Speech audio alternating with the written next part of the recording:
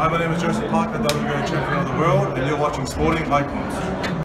Now, quite what the sources are for World Boxing News, I have absolutely no idea, but quite clearly their sources are much better than mine. But regardless, they have put out exactly what it is that I've been saying for quite some time. That if Anthony Joshua does vacate the WBO and defend his IBF Mandatory against Pulev, it should mean that Oleksandr Usyk will fight for the vacant WBO World Heavyweight Title. Joshua has to vacate one or the other, unless both sanctioning bodies will start working together, which doesn't look too promising. But either way, that's a separate issue. And for those of you who's not caught up on the whole situation with Joshua having to vacate one of these belts, I'll put a couple of videos that will pop up at the end of this video, which you can watch. So stay tuned for that one. Now, what they're saying is, which is what I've been saying, which is Oleksandr Usyk, he will fight for the WBO vacant World Heavyweight Title, and he will fight Joseph Parker. Now, that's what I said. Now, is that a guarantee? Absolutely not. This is WBO. These guys, they seem to bend the rules and do whatever else. But there's a couple of scenarios that, first of all, would need to happen. First of all, Joshua would have to vacate the WBO. But second of all, we know that there is a petition going on. Okay, petitions with the WBO. For whatever reason, fighters, managers, promoters, they go to like the WBO conventions, much like they do with other sanctioning bodies, and they have to petition and plead their case why their fighters should be ranked in a certain position or should get a world title shot soon and blah, blah, blah, blah. Personally, what's the point in the rankings if you have to go petition all the time? What's the point? But for me and like World Boxing News, they're saying that Usyk looks like he could well be fighting Joseph Parker because Joseph Parker is the #1 in the WBO. And of course, former WBO World Heavyweight Champion as well as. Now, Usyk, he's a mandatory. So again, just a quick recap as to why he's a mandatory. He was undisputed at Cruiserweight, which of course included the WBO World Cruiserweight World Title. So because he never lost those belts, or more specifically, he never lost the WBO, when he moved up a weight division, he becomes the automatic mandatory. Okay, much like when Terence Crawford, he was WBO champion. Well, he was Cruiserweight World Champion at 140. But then when he moved up to 147, because he hadn't lost those belts, he became the mandatory for, at the time, Jeff Horn at welterweight. So it's that kind of situation. Now, as we know, a couple of situations have to happen as well as those what I've already mentioned, which is that Oleksandr Usyk, for all intents and purposes, looks like he has agreed already to fight Derek Chisora. Now, Derek Chisora, he's currently ranked #9 in the WBO. Now, if they can somehow maneuver that fight is going to have the World Heavyweight Title on it, then big props to whoever managed to swing that one, right? But that's not how it should be. Listen, I'm a big Derek Chisora fan, of course, he's a British guy.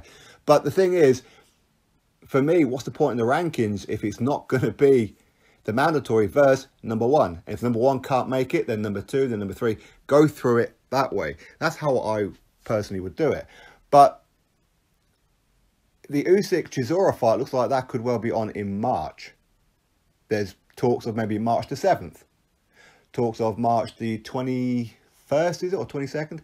So whichever one it may be, will the world title be on the line? Again, that would be dependent on what happens between now and then. But if they can somehow swing it, that the WBO World Heavyweight title is going to be on the line for Usyk versus Chisora, as I said, big props to whoever managed to swing that one.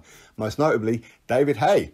David Haye, of course, manages Derek Chisora. But we know that David Haye, he has a bit of sway when it comes to the WBO, much like Bob Arum does, much like Frank Warren does. David Haye, for those of you who will remember, when David Haye was out the ring for, was it over 3 years, when he had that shoulder surgery and everything, after pulling out of a fight against Tyson Fury. He'd come back after like 3 years, took on Mark Demore, who was a YouTube fighter, and then Arnold Jajai, who was just a sparring partner for the likes of Fury and whoever else.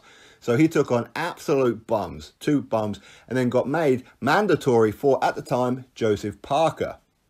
David Haye didn't take that fight and ended up fighting Tony Bellew instead. We all know what happened with that one. So then Hughie Fury moved in. That's how Hughie Fury got his world title shot against Parker.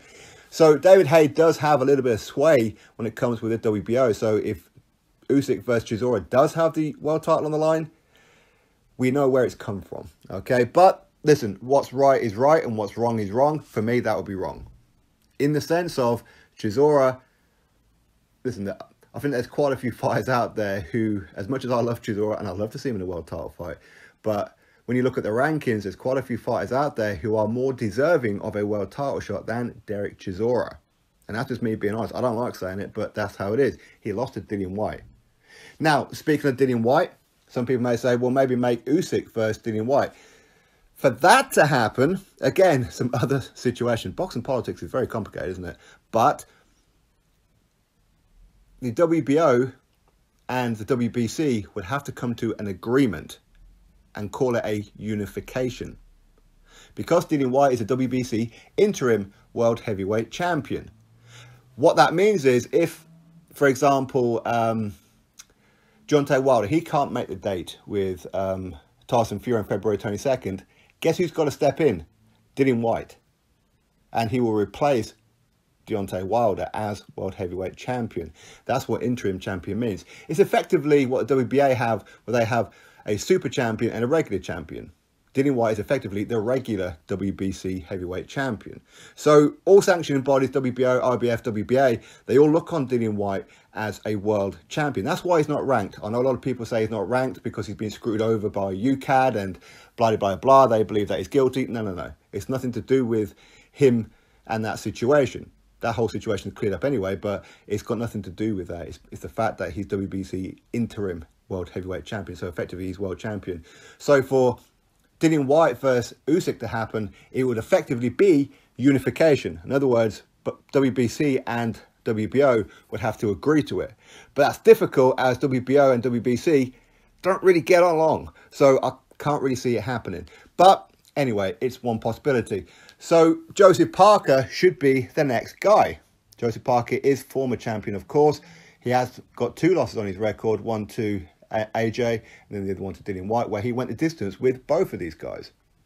So he's yet to be stopped or anything like that. So an Usyk-Parker fight is fantastic.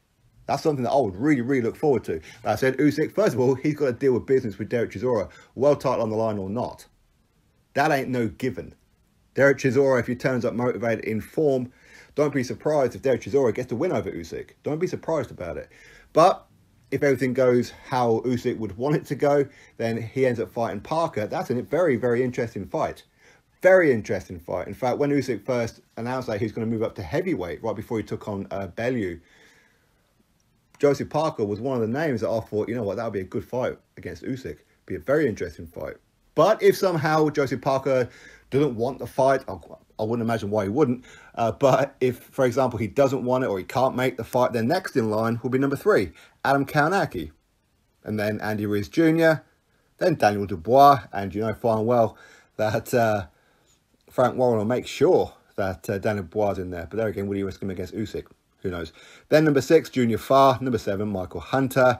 Then number 8, Evangelos Romanov, the guy who knocked out Wilder in the amateurs. Then it's Derek Chisora. So it's quite a few names before Derek Chisora should get that world title fight. Don't you agree? Otherwise, what's the point in the rankings? So either way, the WBN, World Boxing News, and myself have both predicted that if the WBO World Heavyweight Title does become vacant and Usyk ends up fighting for it, which of course he will, then it will be Joseph Parker that he fights for the World Heavyweight Title. But as I said before, hopefully I didn't lose anybody along the way, that there's quite a few boxing politics in order for that to actually happen. So for me, Usyk versus Chisora should be a non-world title fight. If Chisora gets the win, then it should be Chisora versus Parker for the vacant WBO World Heavyweight Title, should it not? But it probably won't be unless the WBO give Derek Chisora permission to fight Usyk with the mandatory on the line. Because again, that's not a guarantee either. It really isn't boxing politics. So Chisora could beat Usyk, but still not be the mandatory. Don't get me wrong, Usyk will lose the mandatory because he lost the fight. But ultimately, that is what it is. So anyway, so many hurdles, so many situations that could potentially get in the way. And of course, could help the fight as well. But most importantly, we're going to wait and see what Anthony Joshua does, don't we? Is he going to vacate the IBF or vacate the WBO? Sensibly, it will be to vacate the WBO. and I'll tell you why in the videos that's popping up on the screen right now. Drop your thoughts below, click thumbs up, subscribe. Catch you all on the next video.